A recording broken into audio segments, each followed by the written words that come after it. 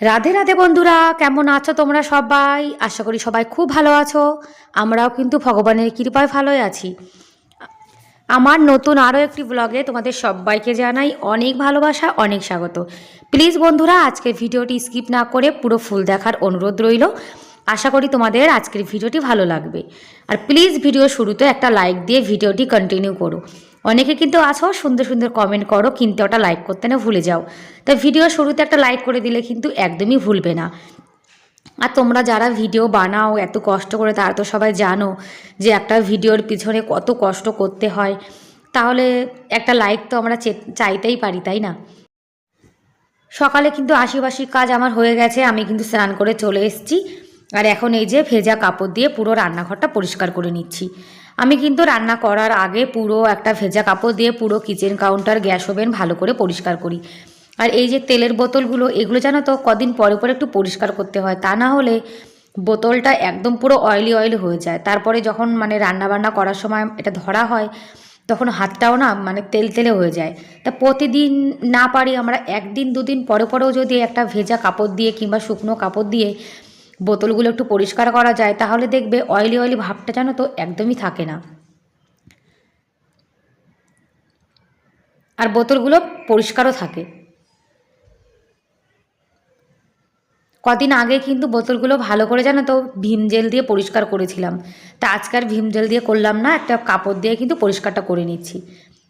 দুদিন পরে পরে একটা কাপড় দিয়ে কিন্তু পরিষ্কার করলেও বোতলগুলো ভালোই পরিষ্কার হয়ে যায়। আর রান্নাঘর যদি পরিষ্কার পরিপাটি থাকে, গোছানো থাকে, তাহলে যেন তো রান্না করতেও মন চায়। আর বিশেষ করে আমাদের মেয়েদের কিন্তু দিনের বেশিরভাগটা সময় রান্নাঘরে কাটে। সেই জন্য আমি মনে করি যদি রান্নাঘরটা গোছানো গোছানো থাকে, তাহলে রান্না করারও যেন তো একটা এনার্জি চলে আসে। দেখো বোতলগুলো কিন্তু পরিষ্কার করে দিয়েছি। ওই নোংরা তেলের বোতল জানো তো আমার একদমই ভালো লাগে না। গ্যাস ওভেনটাও পরিষ্কার করে নিয়েছি। আর এখন পরোটা বানিয়ে নেব। আজকে জানো তো পরোটা খাওয়ার মন চাইছে। আর তাড়াতাড়ি রান্নাবান্না করে নেব, গোপাল সোনাকে সেবা দিতে হবে। আজকে সকালে গোপাল সোনাকে পরোটাই দেব। আর যে ভাত করেছি সেটা দুপুরের জন্য।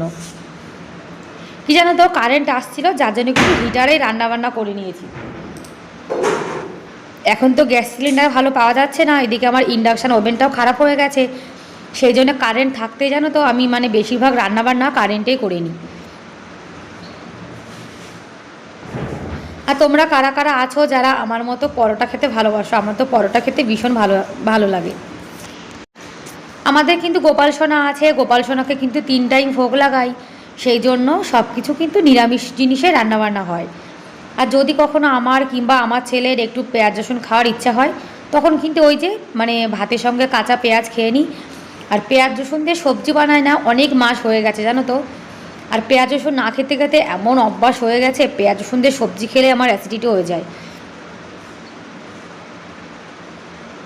আমি যখন গোল পরোটা বানাই তখন আমার পরোটা জানো তো একদমই ফোলে না। কিন্তু আমি যখন চৌকো পরোটা বানাই, তারপর ট্রায়াঙ্গেল বানাই, তখন আমার পরোটাগুলো ফোলে। জানি না যে কী প্রবলেম হয় যার কারণে ফোলে না। পরোটা বানাবো, তারপরে চা বানাবো। ব্যাস হয়ে গেছে আমার পরোটা বানানো। এখন গোপাল সোনাকে সেবা দিয়ে দেবো। গোপাল সোনা কিন্তু স্নান করে নিয়েছে। এখন গোপাল সোনা পরোটা আর ডাল এটা দিয়ে সেবা করবে। আজকে একটু ছোলার ডাল করেছি, অনেক দিন হয়ে গেছে ছোলার ডাল খাওয়া হচ্ছিল না, সেই জন্য ছোলার ডাল আজকে করলাম। আর এখন আমি বানাবো চা, গোপাল সোনাকে তাড়াতাড়ি সেবা দেবো, সেই জন্য রান্নাবান্না সব করে নিয়েছি। আর ফ্রি হয়ে এখন চা বানিয়ে তারপরে কিন্তু চা খাবো। ওই গোপাল সোনাকে না দিয়েতে কিছু খাই না, সেই জন্য লেট করে চা বানানো হয়। চা কিন্তু 1 কাপই বানাবো শুধু আমার জন্য। আমার বর একদমই চা পছন্দ করে না, আর আমি যে চা খাই সেটাও ওনার পছন্দ না। আর একটা জিনিস কি জানো তো, খালি পেটে কিন্তু এমনিতে চা খাওয়া ভালো না। চা খাওয়া আমাদের শরীরের পক্ষে খারাপ, বিশেষ করে দুধ চা তো খালি পেটে একদমই খাওয়া উচিত না। কিন্তু কখনো কখনো জানো তো একটু মন চায়, মনে হয় একটু চা না খেলে ভালো লাগছে না, একটু চা হলে ভালো হতো। আর অনেকে আছে জানো তো, চা না খেলে কোনো কাজবাজি করতে পারে না। সেই জন্য ঘুম থেকে উঠেই সবাই আগে চা খায়, বলে চা খেলে কাজে একটা এনার্জি চলে আসে। আমার কিন্তু সেরকম কোনো কিছুই না। আমি রান্নাবান্না করে গোপাল সোনাকে সেবা দিয়ে তারপরে কিন্তু চা খাই।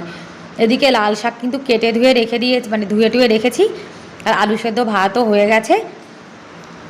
কারেন্ট যখন আসছিল তখনই ভাতটা করে নিয়েছি।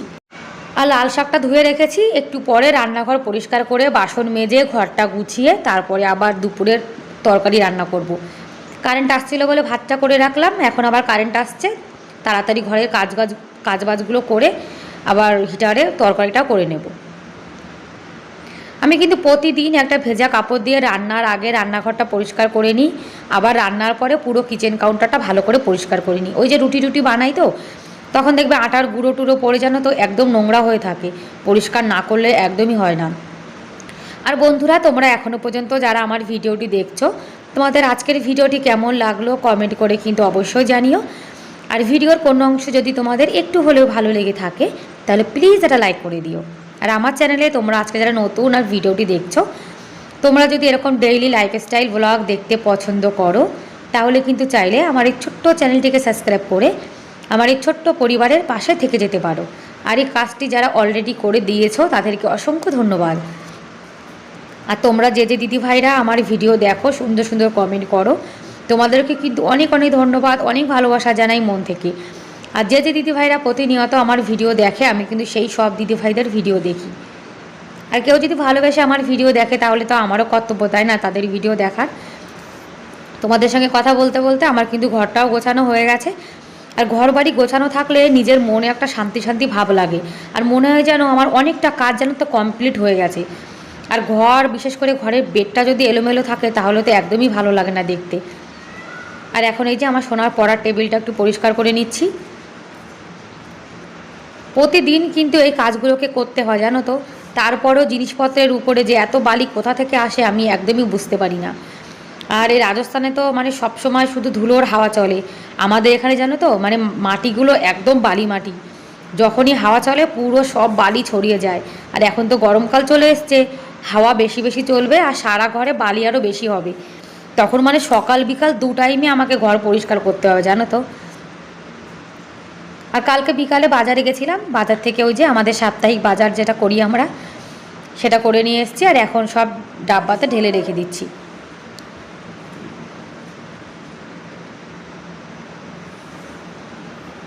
আর যা যা বাজার করে নিয়ে এসেছি তোমাদেরকে একবার দেখাই। ওই জিরের প্যাকেটটা আমি সকালে রান্না করার সময় একটু কেটে রেখেছিলাম, যার জন্য এখন ঢেলে রেখেছি। আর যা যা এনেছি প্যাকেট থেকে বের করে তোমাদের সঙ্গে একবার শেয়ার করছি। আমাদের কিন্তু এক মাসের বাজার একবারে করি না, আমাদের যখন যেটা ফুরিয়ে যায় আমরা মনে করে রেখে দিই, তারপর কিন্তু যখন বাজারে যাই তখন নিয়ে আসি। আর আমার বর কিন্তু মানে 2-3 দিন পরে পরেই তো বাজারে যায়, যার জন্য যখন যেটা দরকার তখন সেটা বললেই নিয়ে আসে। ভীম জেল, তারপরে চিড়ে, সর্ষের তেল, বাদাম, হলুদ, বিস্কুট, কাশ্মীরি লাল লঙ্কার গুঁড়ো, এদিকে একটা কলগেটও আনা হয়েছে, এটা কিন্তু আয়ুর্বেদিক কলগেট। মানে বাজারে গেলে বিস্কুট তো অবশ্যই আনতে হবে, মানে বিস্কুট ছাড়া তো চলেই না। চায়ের সঙ্গে একটু বিস্কুট লাগে, মাঝে মাঝে গোপাল সোনাকে সকালের দিকে একটু বিস্কুট খাওয়ানো হয়, তারপরে আমার ছেলেও একটু বিস্কুট খায়, যার জন্য বিস্কুটটা একটু বেশি আনতে হয়। আর তোমরা তো যারা মা আর যাদের বাড়িতে ছোট বাচ্চা আছে তারা তো জানো যে বাচ্চারা একটু বিস্কুট ভালো খায়। আমার ছেলে জানো তো মানে কুরকুরে, তারপরে বাইরের জিনিস এসব তো একদমই খায় না, শুধু একটু বিস্কুট খায়, ব্যাস এই। তাছাড়া এমনি বাইরের জিনিস খাওয়া যেন তো ও বন্ধ করে দিয়েছে, ও নিজে থেকেই খায় না।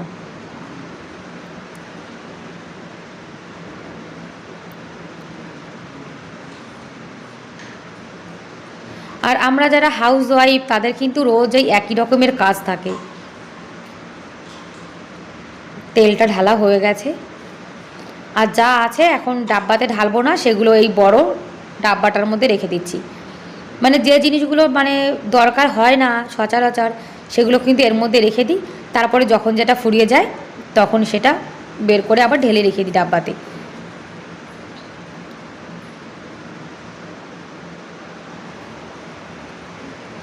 মুসুরির ডাল কিন্তু আমাদের বাড়িতে একাদশীর আগের দিন খাই না, আর একাদশীর পরের দিন খাই না, তাছাড়া কিন্তু বেশিরভাগ দিন আমাদের বাড়িতে মুসুরির ডাল রান্না হয়। আর আমার ছেলে আর আমার বর এরা তো মুগের ডাল একদমই পছন্দ করে না। আমার ছেলে তো মুগের ডাল খেতেই চায় না, বলে মাম্মা আমার না মুগের ডাল ভালো লাগে না, মানে মুগের ডালে কোনো টেস্ট নেই, ওই মুসুরির ডালটাই বেশি পছন্দ করে, এই জন্য মুসুরির ডাল আমাদের বাড়িতে বেশি হয়। ঠিক আছে বন্ধুরা, তাহলে আজকের মতো এ পর্যন্তই, দেখা হবে পরের ভিডিওতে, ততক্ষণ ভালো থেকো, বাই বাই।